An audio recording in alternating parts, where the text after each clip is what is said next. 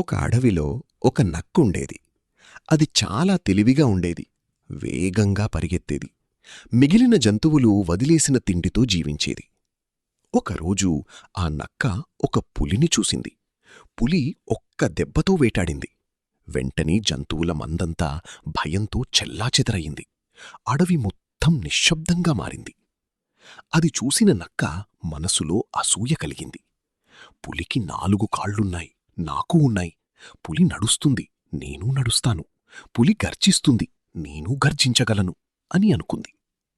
ఆ రోజునుంచి నక్క పులిలా ప్రవర్తించడం మొదలుపెట్టింది. మెల్లగా, గంభీరంగా నడవసాగింది. తలను ఎత్తుకుని తిరిగేది.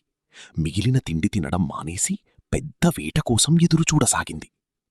ఒకరోజు గర్జించడానికి ప్రయత్నించింది. కాని పులి గర్జనలా కాకుండా గొంతు విరిగిన అరుపులా వినిపించింది. తర్వాత ఒక లేడిని వేటాడేందుకు వెళ్ళింది. ఆ లేడి వెనక్కి తిరిగి నక్కను చూసింది. కాని భయపడలేదు, పారిపోలేదు. నెమ్మదిగా నడుచుకుంటూ వెళ్ళిపోయింది.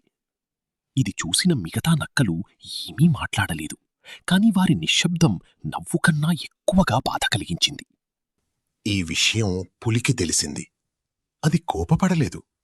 ప్రశాంతంగా ఒక్క మాట మాత్రమే చెప్పింది. నేను పుట్టినప్పట్నించి నేనే ఉన్నాను, అది చాలు. నువ్వు పుట్టినప్పట్నించి నువ్వే ఉన్నావు, అది కూడా చాలు.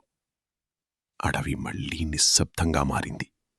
కాని ఈసారి ఆ నక్కకు నిజమర్థమైంది. ఇతరులను అనుకరించడం కాదు, మనల్ని మనం గుర్తించుకోవడమే నిజమైన బలం.